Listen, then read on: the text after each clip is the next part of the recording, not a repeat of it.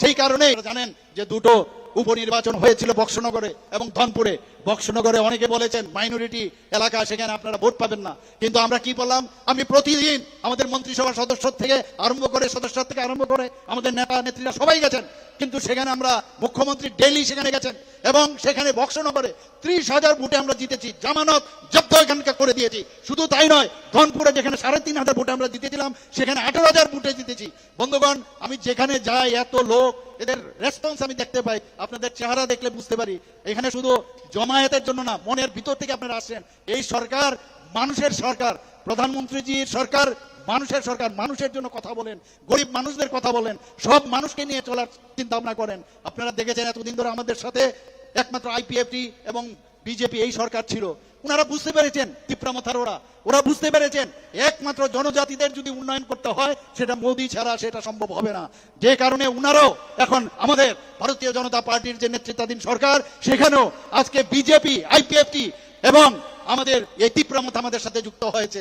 এবং যে কারণে আজকে এই যে বিরোধী দলের যে অশুভ জোট, আপনারা সবাই দেখেছেন এদের কি অবস্থা দাঁড়িয়েছে। আজকে কংগ্রেসের যে তাদের অফিস, সেখান থেকে সিপিএম এর ফ্ল্যাগ বেরোয়, আর সিপিএম এর অফিস থেকে কংগ্রেসের ফ্ল্যাগ বেরোয়। অদ্ভুত এক অবস্থা।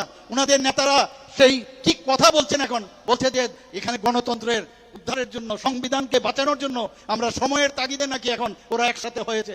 অদ্ভুত দর্শন, আমার অবাক লাগে ওরা কি বলছেটা, কি বলছে ওরা। যাদের হাত এখনো রক্তে এখনো শুকোয়নি তাদের সাথে হাত মিলিয়েছে, কি বুঝাতে চাইছে মানুষকে। মানুষ সব বুঝে, এইসব ভাওতা দিয়ে চলবে না, এইসব অ্যাক্টিং করে চলবে না। অভিনয় বহুত দেখেছে। অদ্ভুত এক অবস্থার মধ্যে আমরা দেখতে পাচ্ছি এই যে ফ্যামিলিয়াল যে পার্টি, কমিউনিস্ট পার্টি, তারা এখন শিখাচ্ছে আমাদের যে গণতন্ত্র। ওনাদের সময় আমরা গণতন্ত্র বুকের বাতাস বলতো। কিসের গণতন্ত্র? শ লোককে খুন করেছে, কোথায় ছিল গণতন্ত্র? কোথায় ছিল? যতক্ষণ ধরে ওদের পার্টির লোক না হবে কোনো কাজ পাবে না, ওদের কোনো লোক না হলে চাকরি পাবে না, ওদের লোক না হলে কোনো জায়গায় ভালো পোস্টিং পাবে না। যদি অপোজিশন পার্টির শুধুমাত্র তাদেরকে সাপোর্টও করে, সেখানেও তাদেরকে ট্রান্সফার করে দিত। কোথায় ছিল গণতন্ত্র? উনাদের সময় উনাদের বিধায়ক থেকে, উনাদের মন্ত্রী থেকে আরম্ভ করে এবং অপোজিশন পার্টির বিধায়ক থেকে ওনারা উনাদের সময়ে খুন হয়েছেন। কোথায় গেল গণতন্ত্র? সুখরাম দেববর্মা আপনারা জানেন, অফিসের ভিতর গিয়ে উনাকে খুন করেছে একজন আধিকারিককে। উনাদের সময় গণতন্ত্র কোথায় ছিল? আমাদের যে চানমোহন ত্রিপুরাকে খুন করেছে, আমাদের প্রচুর যারা আমাদের পার্টির সমর্থক ছিল, কংগ্রেসের যারা ছিল, তারও বহু লোক খুন হয়েছে, হিসাব নেই। বহু জায়গায় যখন আমি যাই আমাকে বলে যে স্যার আপনি একটু এখানে মাল্যদান করুন। কি বিষয়? যে এখানে প্রায় 7 জন খুন হয়েছে, এখানে 35 জন খুন হয়েছে। অদ্ভুত। কোথায় গেল গণতন্ত্র? আজকে গণতন্ত্রের ভুলে আপনারা বলছেন এখানে সংবিধান বাঁচাও। আরে 370 ধারা যদি অবলুপ্ত না করতো, সেটাকে বিলোপ যদি না করতো, তাহলে আজকে জম্মু এন্ড কাশ্মীর স্বাধীন হতো না। আজকে জম্মু এন্ড কাশ্মীরের লোক বলছে 35A সেটাকে বিলোপ করার পরে সেখানকার মানুষ এখন বলছে যে আমরা নতুন ভাবে স্বাধীন পেয়েছি মনে হচ্ছে। জম্মু এন্ড কাশ্মীর এখন শান্তি বিরাজ করছে। নর্থ ইস্টার্ন জোনে আগে কথায় আমরা দেখতাম টেররিস্টদের আনাগোনা, সেখানে বোম ব্লাস্টিং। পুরো নর্থ ইস্টে আজকে শান্তি বিরাজ করছে। নর্থ ইস্টের মুখ্যমন্ত্রীদের আজকে যে অষ্টলক্ষ্মী নাম দিয়েছে মাননীয় প্রধানমন্ত্রীজি, সবার সাথে যখন আমি বসি ওনারা বলছেন এতদিনে মনে হচ্ছে আমরা ভারতবর্ষের সাথে আছি। এইরকম একটা অবস্থা মাননীয় প্রধানমন্ত্রীজির জন্য আসে। তো আমাদের দায়িত্ব যে আগামী দিন যে 26শে আমাদের এপ্রিল এখানে পূর্বাসনের যে নির্বাচন, লোকসভার নির্বাচন, এই লোকসভার নির্বাচন খুব গুরুত্বপূর্ণ।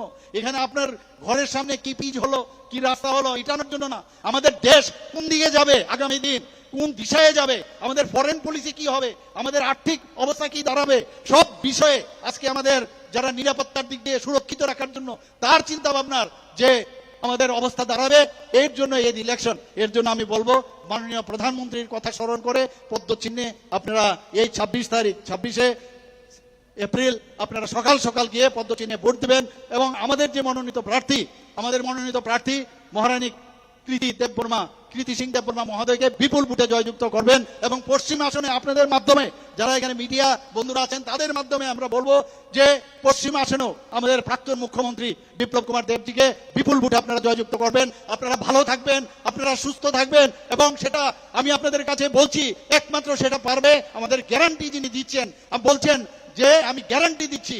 এবং এইরকম এক প্রধানমন্ত্রী, উনাকে স্মরণ করে আপনারা পদ্ম চিহ্নে ভোট দিয়ে জয়যুক্ত করবেন। সবাইকে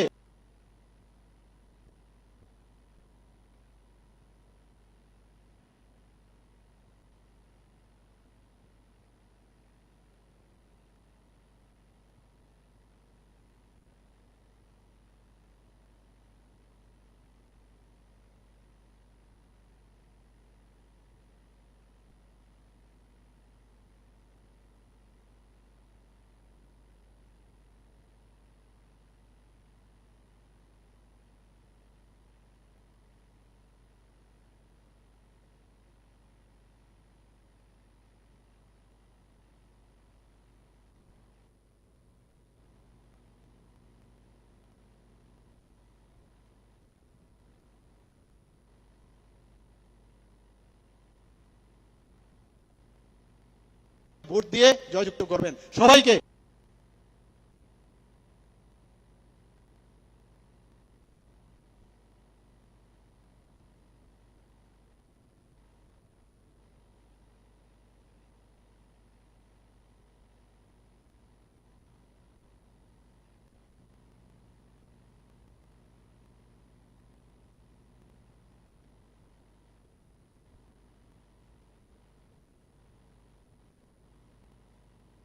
ভোট দিয়ে জয়যুক্ত করবেন সবাইকে।